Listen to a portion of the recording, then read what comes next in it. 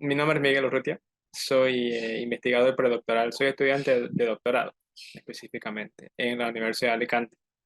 Estoy en el centro de investigación que se llama el Centro Iberoamericano de la Biodiversidad, que es parte de la Universidad de Alicante. Y el estudio que voy a presentar forma parte de lo que es un capítulo en mi tesis doctoral. Em, la totalidad prácticamente de este proyecto o lo hemos, mejor dicho, desarrollado en la Chiquitanía cruceña, conjuntamente con ayuda de la Fundación para la Conservación del Bosque Chiquitano, la FCBC, y también el Museo de Historia Natural Melquet Mercado, ¿no? de la Universidad Autónoma Gabriel René Moreno. Así que mi persona y mi equipo, mis auxiliares de investigación, hemos desarrollado el proyecto que voy a presentar ahora, que consiste en tres objetivos, tres logros principales que quiero mostrarle con sus resultados, en un poco de detalle, ¿no? Eh, bueno, para dar un comienzo formal, el título, más que todo, del proyecto, más allá de lo que la ficha ha mostrado, el título del proyecto que yo he desarrollado en este tiempo es simplemente titulado Proyecto Chiquitanía 2023-2024. Esto debido a que previamente el año pasado hicimos una versión similar en el Chaco, que se llamaba Proyecto Chaco 2022-2023. Entonces piensen que esta es como una continuación de ese trabajo. Así que, bueno. ¿Qué fue lo que hicimos para este proyecto de investigación? Como les mencionaba, fueron tres objetivos principales, los cuales trabajamos a lo largo de más o menos unos 2 meses, un poco más de 2 meses de tiempo, ¿no? Desde finales de noviembre, 28 de noviembre, pónganle, hasta el 24 de enero. A lo largo de ese tiempo estuvimos dentro del municipio de Concepción, eh, usando el Centro de Estudios del Bosque Seco Tropical de la FCBC como nuestra base de operaciones para hacer uno de los primeros objetivos, que era visitar una serie de propiedades ganaderas eh, con la finalidad de conocer cómo los años de aplicación de antiparasitario, me refiero a todas las INAs, ¿no? Ivermectina, moxidectina, cipermetrina, en fin, todas las INAs, como los años que cada propiedad ha ido aplicando estos antiparasitarios en el ganado vacuno ha afectado, si es que ha afectado, a la diversidad o a los parámetros de diversidad de los escarabajos estercoleros. Entonces, ¿cómo hicimos eso? Bueno, lo que se hizo en cada una de estas propiedades, fueron 8 propiedades en total, las que se visitó a lo largo de esos 2 meses, fue que en cada una de ellas se instaló una serie de trampas directamente sobre el suelo, como las que ven aquí en la imagen, en donde se instalaron 4 filas de a 10 trampitas cada una. En 3 de estas filas, las trampas consistían de un molde de plástico en donde se colocaba 1,5 o 2 kilos de excremento vacuno fresco sobre el suelo, y que cada una tenga el mismo tamaño y el mismo peso aproximado, ¿no? Esas son las que ven expuestas, donde dice 6 horas, 24 horas, 48 horas. Y una cuarta fila, que era la misma cantidad de excremento vacuno, pero dentro de una bolsa estilo malla mosquitera, para prevenir que los insectos, los escarabajos, puedan empezar a descomponerla, ingerirla, etcétera, etcétera. Entonces, ¿con qué propósito? Lo que queríamos comparar en cada una de estas propiedades era cómo a lo largo del tiempo, una vez instalado esta trampa, los escarabajos iban consumiendo, disgregando, enterrando, haciendo desaparecer, en pocas palabras, la bosta que colocábamos. A lo largo, por ejemplo, si comenzábamos en las primeras horas de la mañana instalando todo este trabajo, sería como nuestro punto de partida, nuestra hora cero, y de ahí contar a las 6 horas cuánto de esa bosta que habíamos colocado los escarabajos habían consumido, cuánto a las 24 horas habían consumido, cuánto a las 48 horas habían consumido o hecho desaparecer, ¿no? Y comparar ese porcentaje o esa tasa de consumo, degradación, con la fila control, la fila testigo, la que está dentro de la malla mosquitera. Para de esta forma nosotros hacer un levantamiento de datos sobre el estado de salud, entre comillas, de los escarabajos estercoleros en esa propiedad en particular. Entonces, y eso lo que encontrábamos, íbamos a relacionarlo con los años que esa propiedad ha ido aplicando antiparasitarios al ganado vacuno. ¿Ya? Entonces, en eso consistió las visitas a cada una de estas propiedades. Como segundo objetivo, lo que hicimos luego fue un ensayo de laboratorio en Altavista, de la FCBC, en donde habíamos colectado una cantidad X de individuos de una sola especie de escarabajo estercolero que represente, o sea, una especie representativa de la chiquitanía. En este caso, nuestra especie modelo se llamaba Dichotomius bos, como la que ven ahí en la imagen. Y el trabajo de laboratorio consistía en lo siguiente. Íbamos a colectar una cantidad determinada por encima de los 1.600 individuos de esta especie y los íbamos a dividir en 6 grupos de 200 individuos cada uno. A cada uno de esos grupos le íbamos a asignar un tipo de excremento vacuno, en donde el excremento vacuno se le iba a añadir, entre comillas, se le iba a picar una dosis, una concentración específica de ivermectina, ¿ya? El mismo antiparasitario que habitualmente, normalmente se usa en la ganadería, y vamos a crear una serie de concentraciones de este fármaco y picarlo o añadirlo en el excremento vacuno. Entonces, lo que ven ahí abajo en la pantalla, donde dice 1 microgramo, 10 microgramos, 100, 500, 1000 y el testigo o control, esas fueron las dosis que preparamos y añadimos al excremento vacuno, y a cada uno de estos preparados le asignamos a un grupo de escarabajos para darle de comer eso día tras día.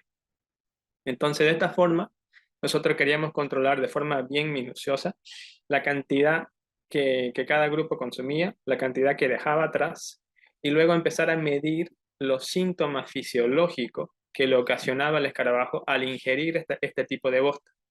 Entonces, la teoría, la literatura indica de que conforme aumentaba la concentración, conforme aumenta la dosis, el concentrado de este fármaco en la bosta vacuna y se va comiendo eso el escarabajo, le va a ir afectando en mayor y mayor gravedad. O sea, los síntomas que nosotros sabemos reconocer, sabemos identificar, iban a empezar a ser más notables conforme aumentaba la dosis que ingería ese escarabajo, ¿no? Una vez que empezaban a manifestarse los primeros síntomas, que son generalmente síntomas de ataxia, es un comportamiento de parálisis progresivo, en el momento que eso sucedía, se cortaba la alimentación y se comenzaba la siguiente fase del ensayo de laboratorio. ¿En qué consistía eso? En eso consistía en lo siguiente. Queríamos medir, mediante estos aparatos que ven aquí en la imagen, en la pantalla. Estos equipos se llaman olfatómetros, que en términos sencillos parecen unos juguetes, ¿no? Uno lo mira y es de plástico y aluminio y poco más, ¿no? Pero lo que hacen estos aparatos es que dentro de la arena central, no sé si con el ratón ustedes pueden ver cómo yo apunto, pero en todo caso, el recipiente verde en el centro es nuestra arena central, ¿ya? Ahí colocábamos de a 20 individuos, de a 20 escarabajos por ensayo, y en cada uno de los recipientes que conecta a esta arena, a este recipiente verde, hay 4 brazos conectados. En 2 de esos brazos colocamos excremento vacuno, unos 10 gramos, ¿ya? Una pequeña cantidad.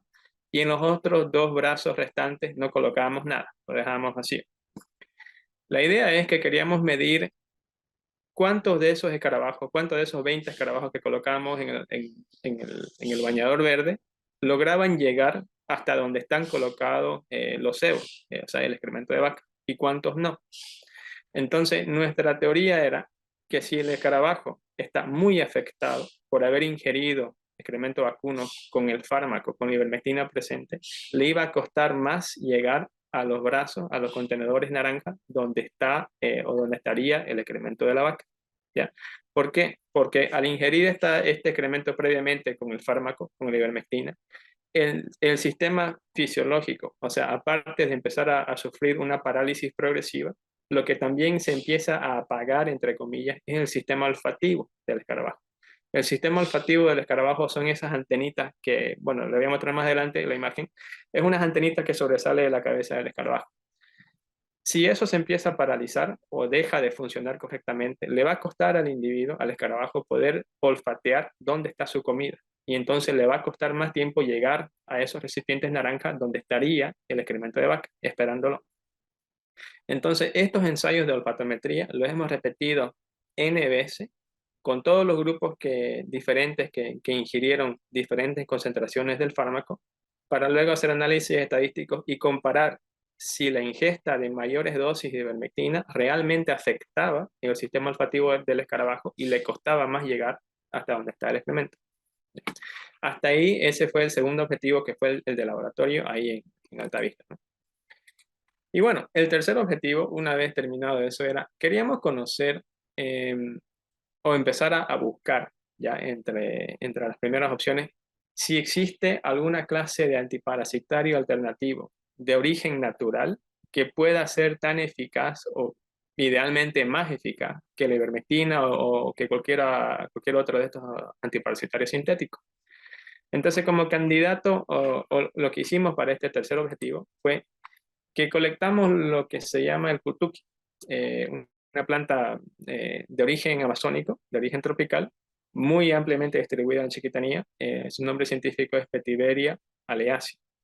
Esta planta en Altavista les comento que había bastante para colectar. Y lo que hicimos fue, en base a lo que hemos leído o a ensayos que se han hecho previamente, eh, hervimos esta planta, o sea, colectamos una cantidad, la hervimos en una olla, como crear un mate, y ese hervido, esa agua hervida, lo vaciamos en una mochila fumigador.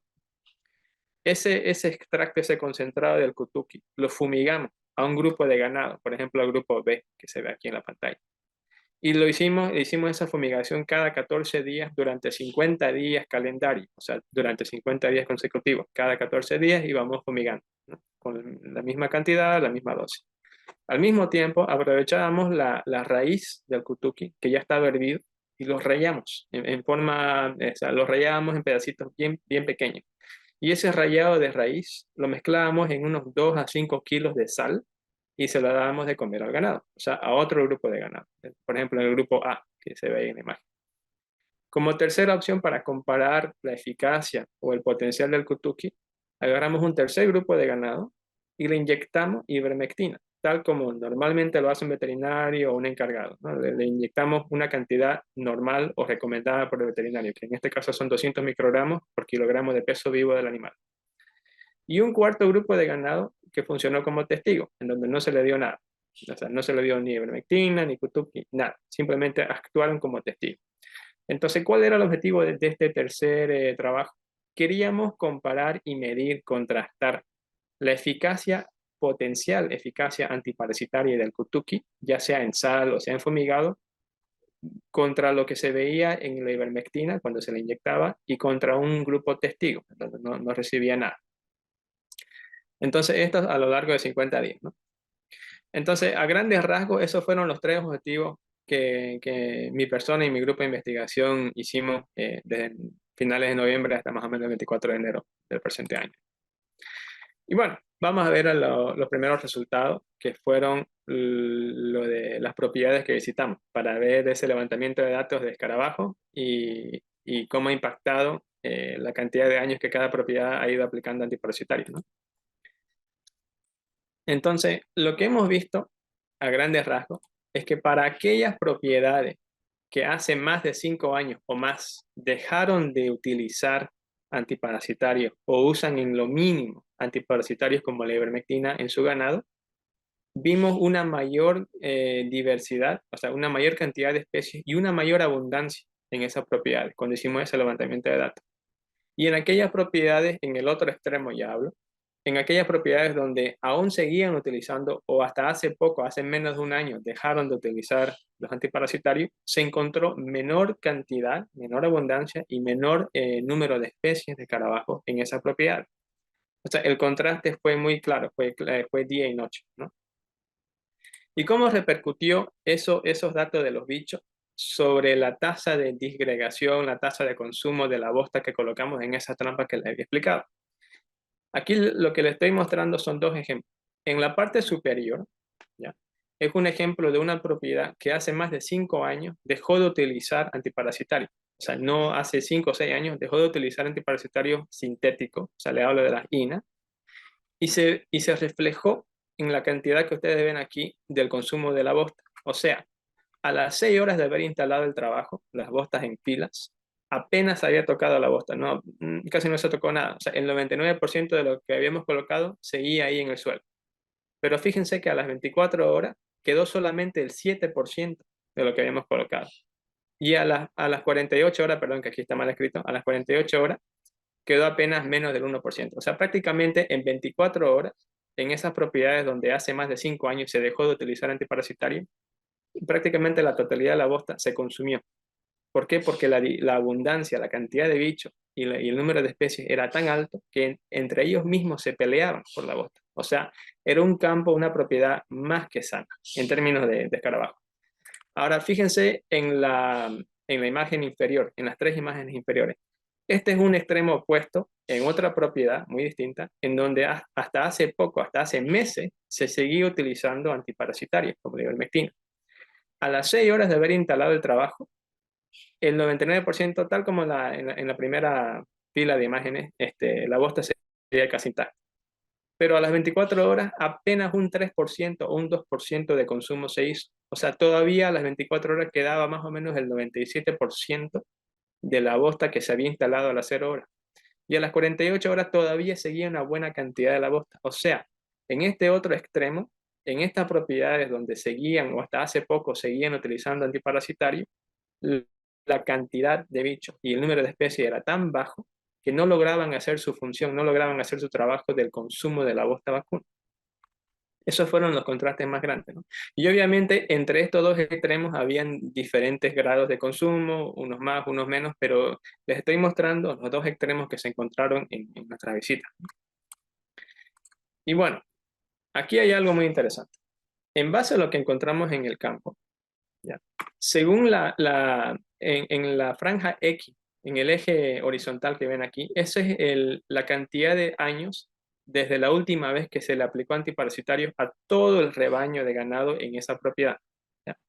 Y fíjense que conforme aumenta el número de años desde la última vez que se utilizó antiparasitario, aumenta la abundancia de bichos que se encontraron. En otras palabras, si una propiedad dejó de utilizar antiparasitarios hace 5 o más años, se encontró mucha más abundancia de bichos y mucha más diversidad versus las propiedades que apenas 1 o 2 años dejaron de utilizar.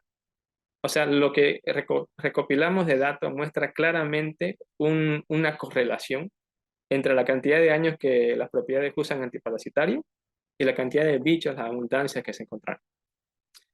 Por otro lado, en este otro gráfico, cada una de las letras que ven ahí abajo representa una propiedad de A, B, C, D, etcétera, etcétera, etcétera, ¿no?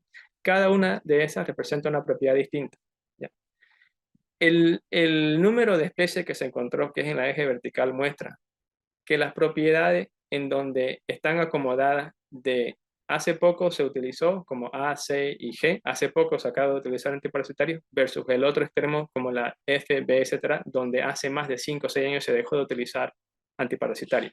Fíjense que las propiedades más a la derecha fueron las que dejaron de utilizar antiparasitarios hace más de 5 o 6 años y se encontraron muchas más especies presentes, o sea, 12, 13, hasta 14 especies, versus las propiedades que hasta hace poco seguían utilizando antiparasitarios, ¿no? Entonces, este es otro ejemplo del levantamiento de datos que encontramos. Y aquí lo que quería también, digamos a modo de curioso, lo que quería que ustedes vean, es que fíjense, por ejemplo, en esta imagen, en la imagen superior izquierda, todos esos huequitos que ven ahí, cada uno de esos huecos representa un escarabajo. Fíjense que solamente levantar una bosta, uno en una propiedad sana donde el uso de antiparasitarios es mínimo, se encuentra una variedad de especies y de cantidad de bichos, que la abundancia en este caso es lo más importante. Cuando nosotros cavamos y estamos buscando los bichos porque estamos haciendo una recolecta de datos, incluso llegamos a encontrar hasta los nidos de los escarabajos. Ese puntito blanco que muestra la flecha roja es un huevecillo de escarabajo. O sea, habían propiedades que estaban tan abundantes, tan productivas, que ya hasta se veía en tiempo real el ciclo reproductivo del escarabajo. O sea, era bastante saludable en pocas palabras. Este de aquí, este pequeño video, lo que quiero que vean con esto, no sé si qué tan rápido se ve el video. Este es un ejemplo a las 24 horas de haber instalado la trampa, cuando se levanta la costra, la capa seca de encima de la bosta, se puede empezar a observar que a las 24 horas en esta propiedad ya habían hartos escarabajos que habían llegado y habían empezado a tonelear, o sea, habían empezado a cavar debajo empezando a enterrar y a consumir la bosta. Y esto es a las 24 horas. A las 48 horas luego de este video, no quedó nada. O sea, prácticamente quedaron pedacitos de costra. Ya en sí, toda la masa de la bosta ya se había consumido. ¿Ya? Entonces, esto como un ejemplo. Ahora, el siguiente objetivo que fueron nuestros análisis de laboratorio para evaluar, para evaluar el impacto de consumir bostas con residuos de ivermectina en el escarabajo es lo que les quiero mostrar aquí a continuación. Esta tasa de mortandad que hemos encontrado fue lo siguiente. Permítanme un momento. Bueno, les había dicho de que día tras día se le daba de comer a nuestros grupos de escarabajo una cantidad, por ejemplo, 50 gramos por día de la bosta de su respectiva dosis. Y se evaluaba cada día cómo impactaba, o sea, se medía, se registraba los síntomas que se iban reportando. Además de eso, se iban contando la cantidad de individuos que iban muriendo a lo largo de esos días de alimentación. Fíjense que para tanto el grupo control o testigo, que no tenía nada de residuo de ivermectina, como para el grupo de las dosis más bajas, 1 y 10, prácticamente ni uno de estos individuos murieron por haber ingerido ese tipo de bosta vacuna. Pero a partir de la dosis 100, o sea, de 100 microgramos de ivermectina en ese kilo de bosta en adelante, a partir del día 3 de haber ingerido esa bosta, ya empezaban a morir los escarabajos. O sea, los síntomas en el día 1 y 2 ya se empezaba a registrar y a partir del día 3 ya amanecían muertos. Entonces, día 3, día 4, día 5, para esa dosis de 100, ya empezaban a registrarse los individuos muriendo. Para las siguientes dos dosis, o sea, las dosis más altas de ivermectina a 500 y a 1000 microgramos por kilo de bosta, a partir del día 2 ya empezaban a morir los escarabajos. O sea, en otras palabras, conforme aumentaba la dosis de ingesta de este fármaco, más se aceleraba la tasa de mortandad que se veían en estos grupos de esta especie de escarabajo. ¿Ya?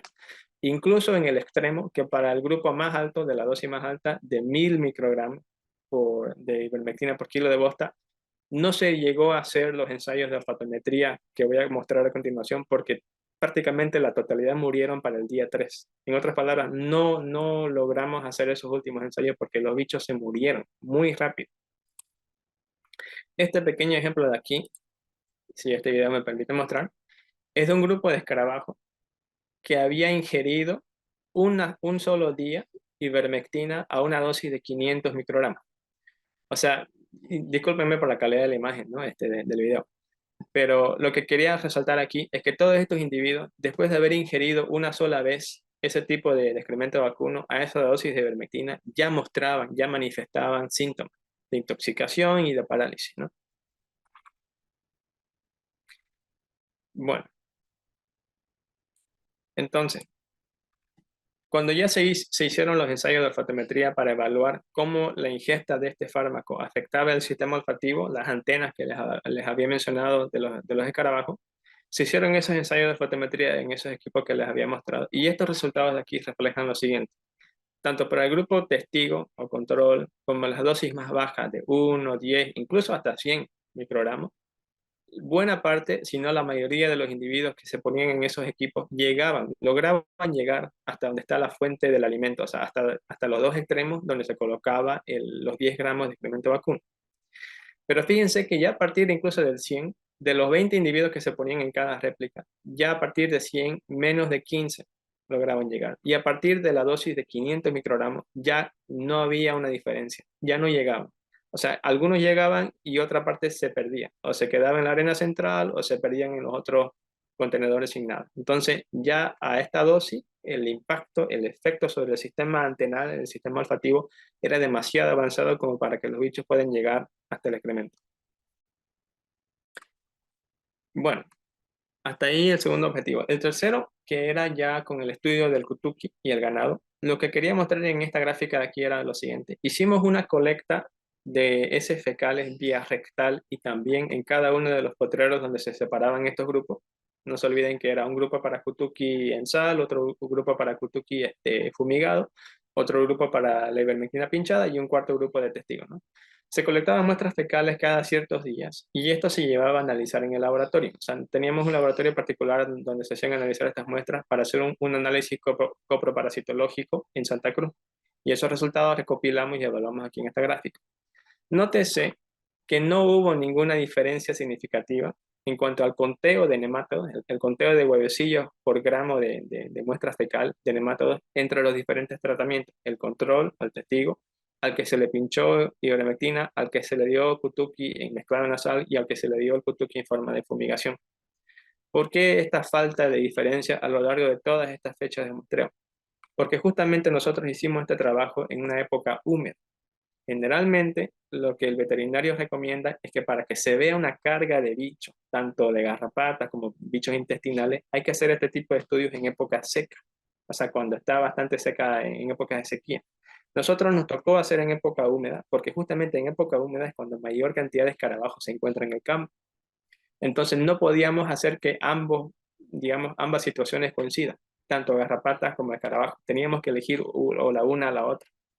Entonces, aunque estos análisis de coproparasitológicos no mostraron una diferencia significativa, la siguiente imagen, esta sí.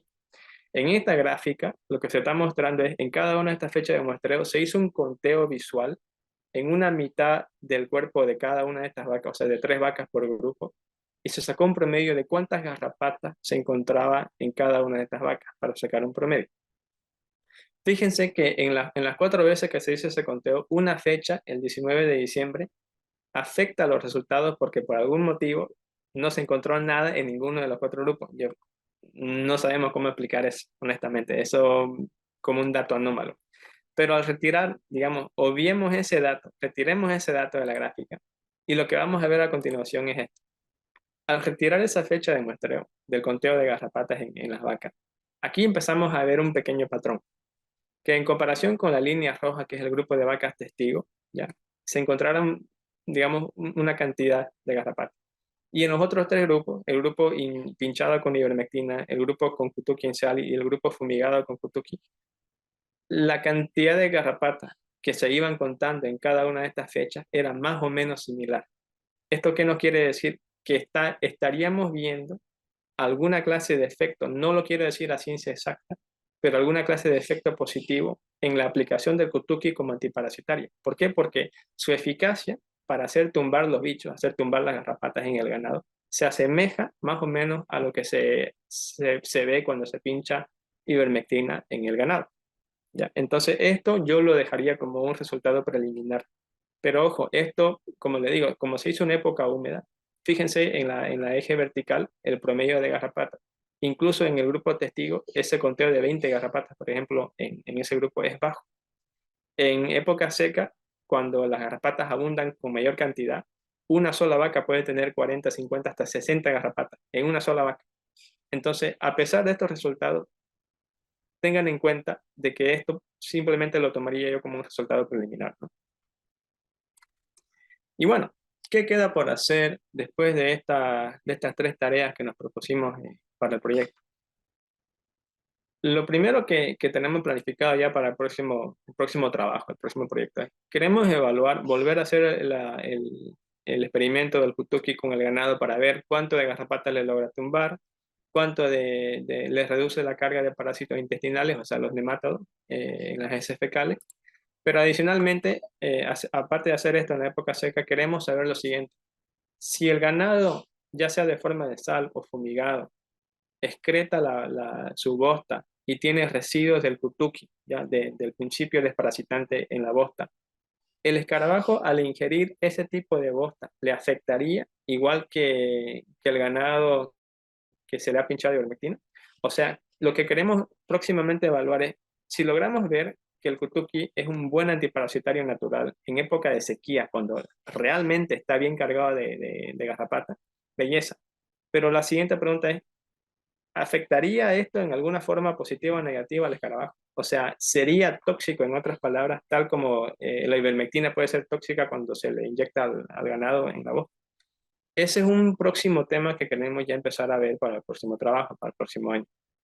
¿Por qué? Porque si la idea de esto es promover la protección de estos bichos, de los escarabajos estercoleros, por la función que ellos cumplen al disgregar, enterrar y renutrir el suelo con la bosta que ellos van enterrando, Entonces, naturalmente, lo que también nos interesa, aparte de que el cutuqui sea un buen antiparasitario para el ganado, es también que no afecte de forma negativa al escarabajo estercolero.